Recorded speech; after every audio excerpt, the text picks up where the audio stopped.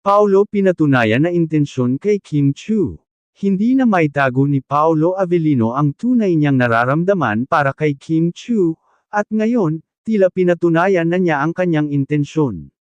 Sa isang recent interview at media event para sa kanilang upcoming project, hindi naiwasan ang tanong tungkol sa real score sa pagitan ng dalawa.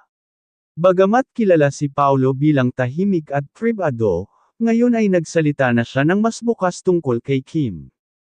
Ayon kay Paolo, kung anong meron kami ni Kim ngayon, pinapahalagahan ko. Hindi ito basta-basta. Gusto ko lang ipakita sa kanya na seryoso ako sa lahat ng ginagawa ko para sa kanya, sa trabaho man o sa labas nito. Marami ang kinilig sa mga salitang ito, lalo't makailang ulit nang nahuling sweet at protective si Paolo kay Kim, mula sa simple gestures on set hanggang sa mga surprise moments behind the scenes.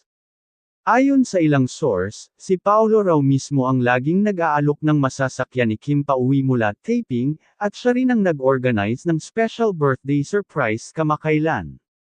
Dagdag pa rito, inamin ng isang close friend ni Paolo na, matagal na niyang gusto si Kim. Pero ngayon lang niya unti-unting pinaparamdam ng seryoso. Hindi rin nagpahuli si Kim. Sa parehong event, sinabi niya, alam ko kung gaano siya kalaga. At ramdam ko yung sincerity niya.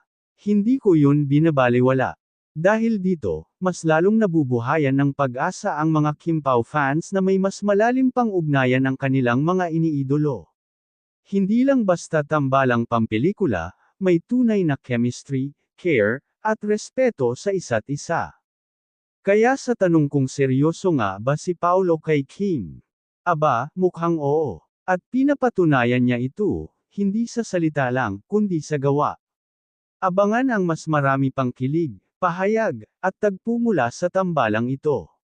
Tuloy-tuloy ang ligaya dito sa Celebrity Hub, kaya huwag kalimutang like, comment, at subscribe para updated ka sa lahat ng showbiz happenings.